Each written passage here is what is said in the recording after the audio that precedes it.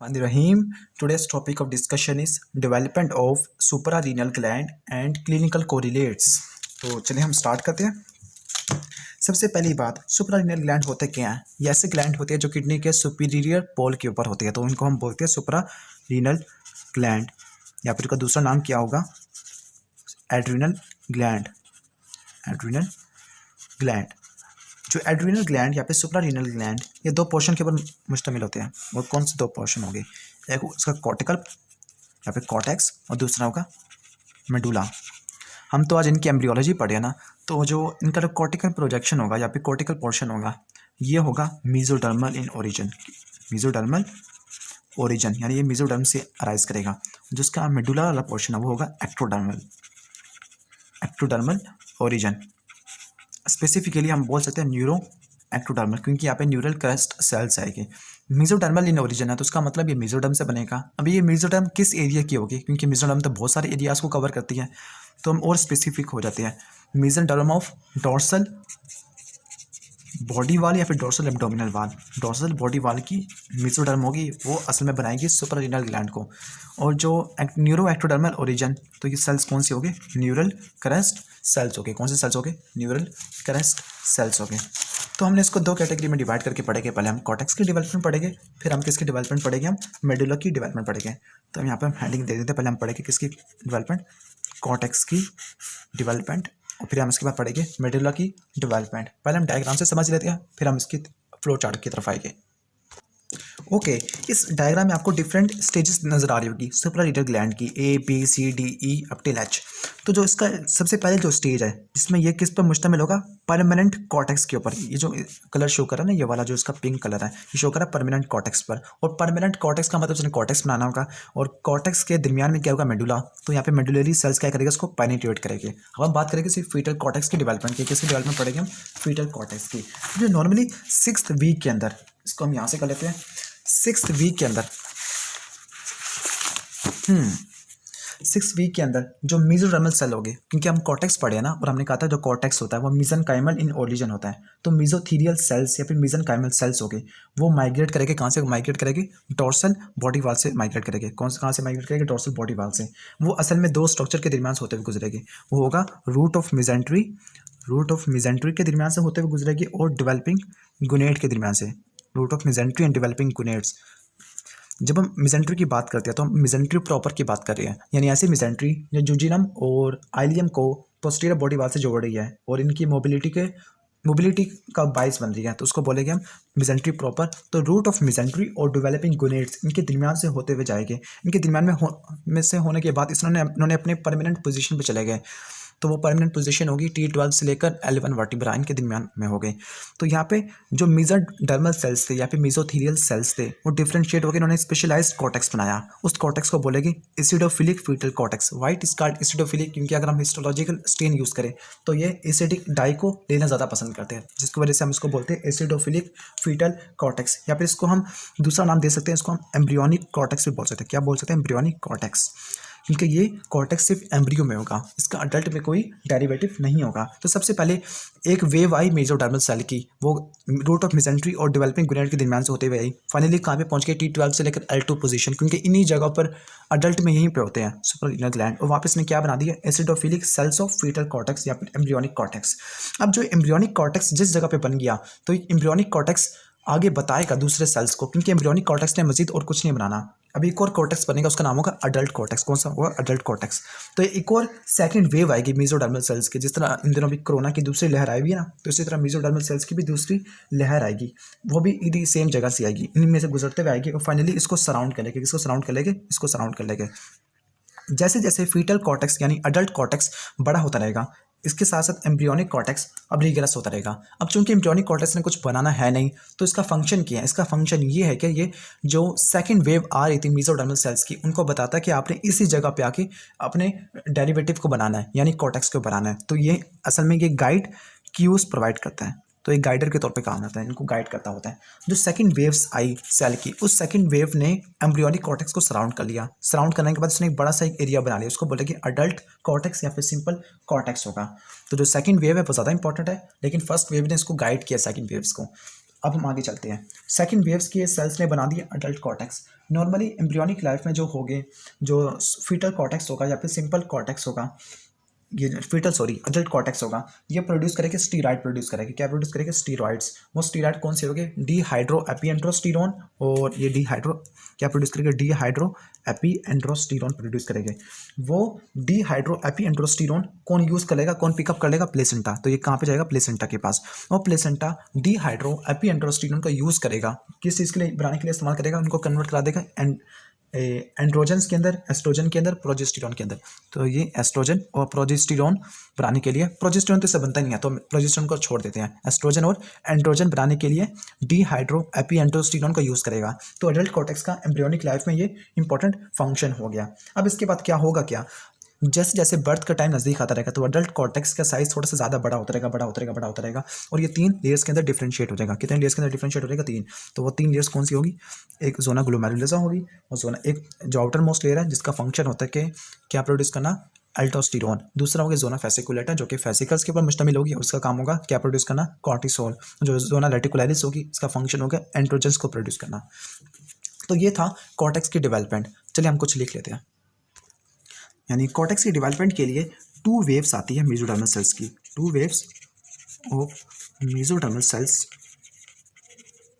From dorsal body wall, dorsal body wall. तो पहली wave को पढ़ लेते हैं, फर्स्ट वेव।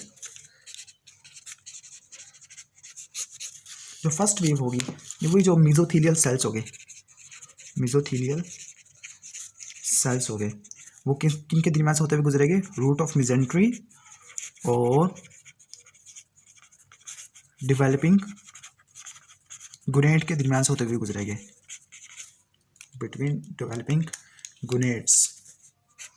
इसको इस तरह लिख लेते हैं, डेवलपिंग गुनेट्स। जब इनके दरमियान पास करते हुए आए तो फाइनली ये उस जगह पर जहाँ पे अडल्ट में सुप्रारीनल ग्लैंड होते हैं तो वहाँ पे पहुँच जाएंगे। वो पहुँच जाने के बाद क्या करेंगे? प्रोलिफरेट करेंगे, प्रोलिफरेशन होगी, इंक्रीज प्रोलिफरेशन। जब प्रोलिफरेशन ज़्यादा होगी तो फिर क्या होगा? ये डिफरेंशिएट कर देगा किसके अंदर? एसिडोफिलिक कॉर्टेक्स के अंदर, जिसको हम सिंपल फीटल कॉर्टेक्स भी बोलते हैं। तो क्या लिखो इसमें? डिफरेंशिएट हो जाएगी एसिडोफिलिक फीटल कॉर्टेक्स। अब होगी फर्स्ट वेव तो होगी, और ये फर्स्ट वेव क्या करेगी? गाइड करेगी सेकंड वेव को। तो सेकंड वेव आएगी सेल्स की, दोबारा वंस अगेन मेसोडर्मल सेल्स आएगी उसी सेम जगह से और इसी सेम पाथवे से आएंगे। जो मेसोडर्मल सेल्स हो गए वो दोबारा पेनिट्रेट करेंगे मेसोडर्म को, यानी एसिडोफिलिक फीटल कॉर्टेक्स को, और उसको सराउंड कर लेंगे, सराउंड द एम्ब्रियोनिक कॉर्टेक्स। इसको मैं यहाँ पे कर लूँ।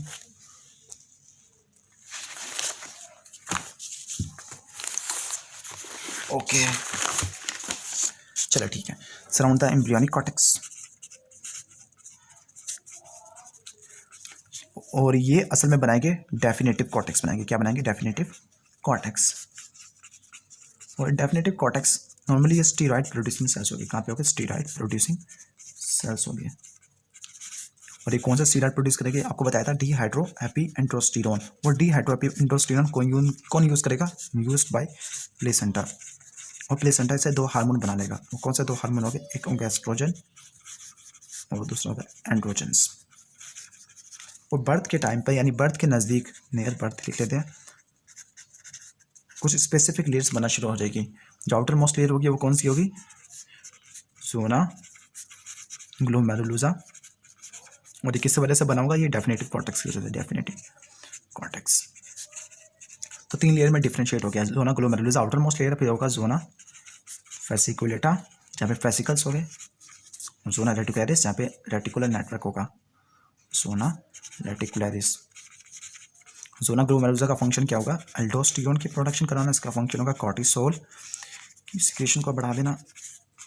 और इसका जो फंक्शन होता है वो होता है एंड्रोजन्स, जो कि मेल सेक्स हार्मोन्स होते हैं, इनकी सिक्रेशन को बढ़ा देना। तो ये तो हो गया किसका? ये हो गया हमारा कॉर्टेक्स वाला। अब हम पढ़ेंगे मेडुला की डेवलपमेंट। किसकी डेवलपमेंट पढ़ेंगे? मेडुला की डेवलपमेंट। वो सिंपल सी है मेडुला की डेवलपमेंट, उसको देख लेते हैं।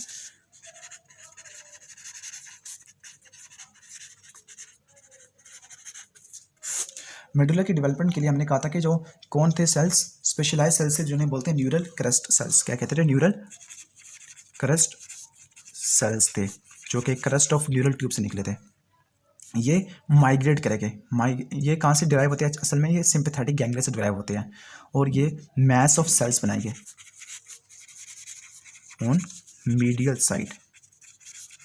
साइड ऑफ कॉर्टेक्स बनाएंगे।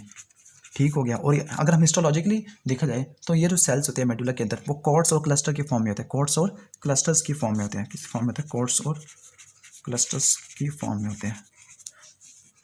और जो न्यूरल क्रस्ट सेल्स को की माइग्रेशन कराना, यानी जिस तरह हमने कहा था कि जो सेकंड वेव होती है वो फर्स्ट वेव के ऊपर डिपेंडेंट होती है, क्योंकि फर्स्ट वेव उसको गाइड करती है। इसी तरह न्यूरल क्रस्ट सेल्स को गाइड कराना एक स्पेशलाइज्ड ट्रांसक्रिप्शन फैक्टर होता है, उसको बोलते हैं बोन मॉर्फोजेनेटिक प्रोटीन।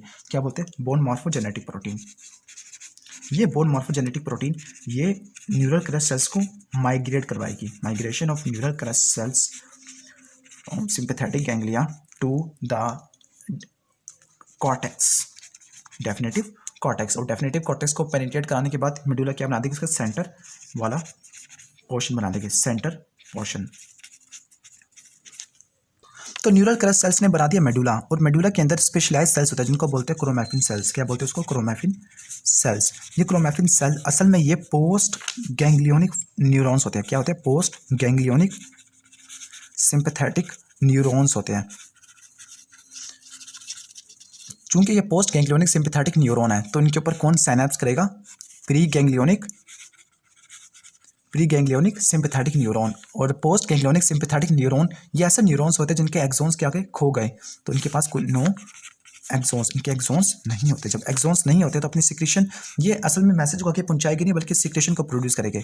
यानी जब ये सिंपैथेटिक स्टिमुलेशन ज़्यादा होगी तो सिंपैथेटिक स्टिमुलेशन में प्री गैंग्लियोनिक फाइबर इस पे आके साइनेप्स करेगा, पोस्ट गैंग्लियोनिक फाइबर एक्टिवेट होगा, लेकिन पोस्ट गैंग्लियोनिक फाइबर के पास, सॉरी फाइबर कह रहा हूँ, न्यूरॉन के पास कोई एक्सॉन नहीं है, बल्कि वो सिर्फ सिक्रेशन को प्रोड्यूस करेगा। उस सिक्रेशन को बोलते हैं हम कैटेकोलामीन्स। क्या कहते हैं उसको? कैटेकोलामीन्स। और कैटेकोलामीन 3 कैटेगरी के होते हैं, एपिनेफ्रिन, नोरेपिनेफ्रिन एंड डोपामीन। और ये एपिनेफ्रिन, नोरेपिनेफ्रिन और डोपामीन कहाँ से बनते हैं? टायरोसिन से बनते होते हैं। ओके, आगे चलते हैं। और जो क्रोमैफिन सेल्स हैं, इनको क्रोमैफिन इसलिए कहते हैं क्योंकि ये किस डाई से स्टेन होते हैं, अभी किस साल्ट से स्टेन होते हैं, उसको बोलते हैं क्रोमेट साल्ट से स्टेन होते हैं, जिनको क्या बोलते हैं? Chrome salts. ठीक हो गया। तो हम आगे चलते हैं थोड़ा। ये तो हो गया मेडुला की डेवलपमेंट। अब हम पढ़ेंगे साइज चेंजेस। अगर हम बॉडी वेट के हवाले से बात करें, यानी अगर बॉडी वेट को रेफरेंस के तौर पर इस्तेमाल करें, तो हम सुप्रारीनल ग्लैंड का साइज हमें थोड़ा ज़्यादा मिलता है। तो हम पहले क्या यूज़ करते हैं? रिलेशन टू बॉडी वेट जो फीटस के जो सुप्रारीनल ग्लैंड होते हैं, फीटस के सुप्रारीनल ग्लैंड वो अडल्ट से 10 से लेकर 20 गुना ज़्यादा होते हैं। 10 से लेकर 20 गुना साइज ज़्यादा होता है। और वो किडनी से भी ज़्यादा बड़े होते हैं। वो किडनी से भी क्या होते हैं? ज़्यादा बड़े होते हैं। किडनी से ज़्यादा इसलिए बड़े होते हैं क्योंकि जो इनका साइज़ होता है वो फीटल कॉर्टेक्स की वजह से होता है। फीटल या फिर एम्ब्रियोनिक कॉर्टेक्स का साइज़ ज़्यादा होता रहता है। लेकिन जैसे जैसे जो इन्फेंसी में यानी उम्र बढ़ती है या फिर इन्फेंट होता है, तो इन्फेंट में जो फीटल कॉर्टेक्स वो रिग्रेस हो चुका होता है, तो फीटल कॉर्टेक्स के रिग्रेशन की